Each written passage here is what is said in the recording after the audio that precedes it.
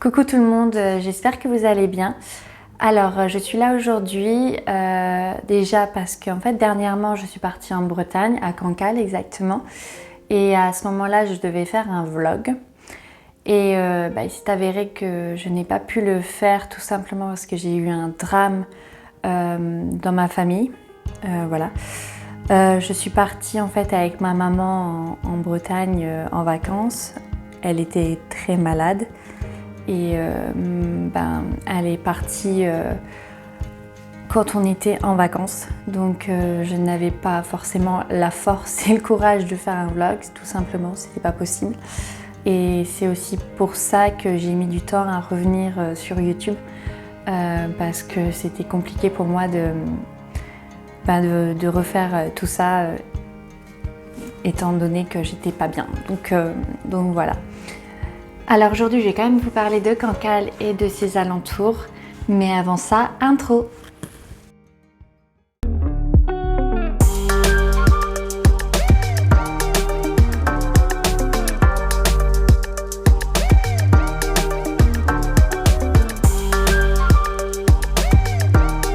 Alors tout d'abord, je vais quand même vous parler de Cancale et de son histoire. Cancale, ça se trouve en Ille-et-Vilaine, tout à l'est de la Bretagne. C'est d'ailleurs une des premières petites villes de Bretagne. Elle est peuplée de 5242 habitants pour une superficie de 12,61 km². Et elle peut être triplée en vacances d'été. Cancale attire de nombreux touristes, mais pourquoi? Vous vous demandez sûrement quelle est la particularité de la baie de Cancale. Eh bien, elle est élue site remarquable du goût. Cancale est depuis longtemps réputée pour ses huîtres et ses coquillages. Ça s'apprécie d'ailleurs en admirant la merveille du Mont-Saint-Michel. Et pour la petite histoire, comme la Vénus, Cancale est née d'un coquillage. Les Romains y mangeaient déjà des huîtres à l'époque. Elle a acquis son statut de ville en fournissant la cour royale en bourriche et en marin. En 19e siècle, les marins deviennent Terre-Neuve, laissant leurs épouses diriger le bourg. Et de cette époque, les Cancalaises ont gardé leur franc-parler, surtout au port de la Houle, et c'est toujours le cas. Alors comme vous savez, Cancale c'est réputé pour ses restaurants, sa bonne bouffe, etc. Eh bien, je vais vous montrer où on peut manger. Alors là, vous avez vraiment l'embarras du choix. Vous pourrez très bien manger de bonnes huîtres de Cancale au bord de la baie. Et après, la tradition, bien évidemment, veulent qu'on les balance par terre. Ou alors, si vous avez envie de bonnes crêpes, je vous conseille la crêperie Brest Café. C'est vraiment délicieux. Avec leur pâte à crêpes bio au blé noir, c'est juste une tuerie. C'est une des meilleures crêperies que j'ai jamais mangées, vraiment. Et pour le midi, si vous avez envie de manger une galette traditionnelle avec une bolée de cidre en face de la mer, eh bien là, ne manquez surtout pas le Tangon. C'est l'endroit idéal et en plus, les patrons sont sympas. Mais ce n'est pas tout. Et les moules de Bouchot alors? On en parle quand même. Eh bien là, le Tangon, c'est possible aussi, mais vous pouvez aller découvrir ces moules à la pizzeria Le Source. Là, vous allez me dire, ouf, elle se fout de moi.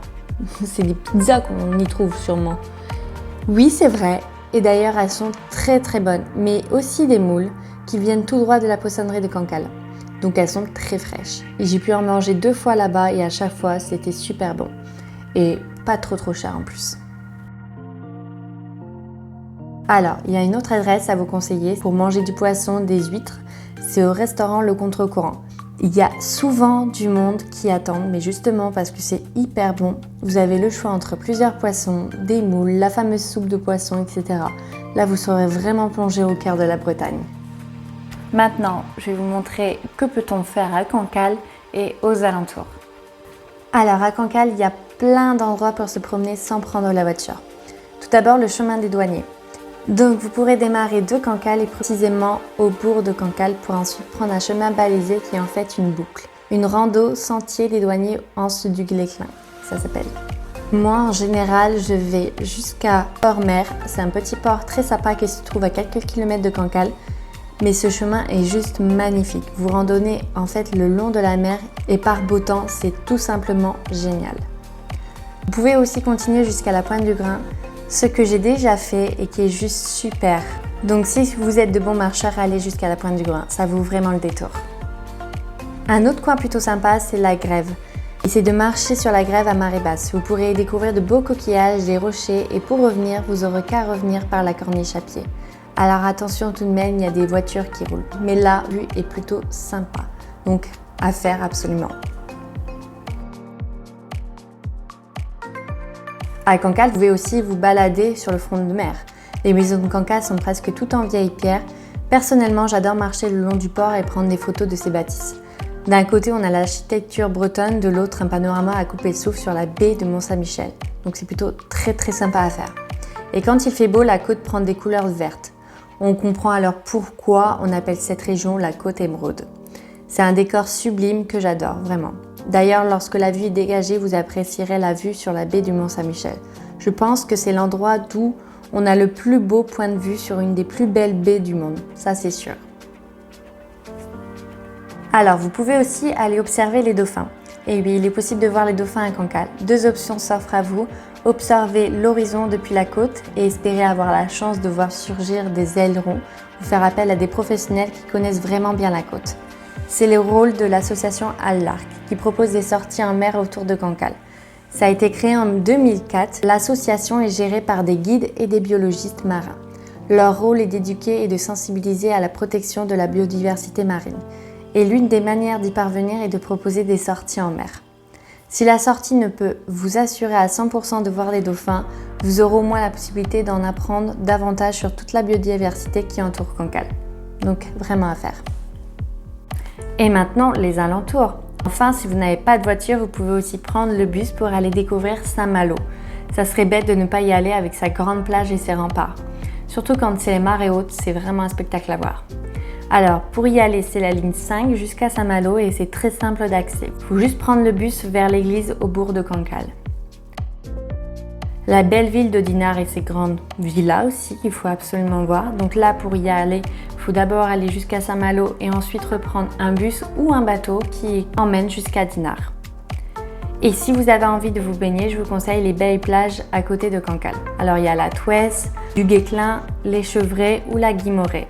C'est vraiment les plus belles plages pour moi et qui se trouvent juste à côté. Et pour finir cette vidéo, j'ai envie de vous montrer un petit coin vraiment magnifique qu'il faut absolument y aller. C'est le Cap Fréhel. C'est juste un coin oufissime. Avec ses randonnées, ses falaises et cette eau, on en parle non, c'est juste sublime. Et pour vous dire, c'était un petit coin que ma maman adorait aller. Et j'aurais vraiment adoré y retourner avec elle là cette année. Mais bon. Et voilà, j'espère vous avoir donné envie de visiter Cancale en présentant les choses à faire pour profiter au mieux de la ville. J'ai toujours adoré cette petite ville depuis que j'y vais depuis l'âge de 4 ans quand même. Vraiment j'y suis allée plus d'une dizaine de fois. Mais je prends toujours autant de plaisir à redécouvrir son paysage. C'est toujours aussi beau, toujours authentique. Vraiment j'adore.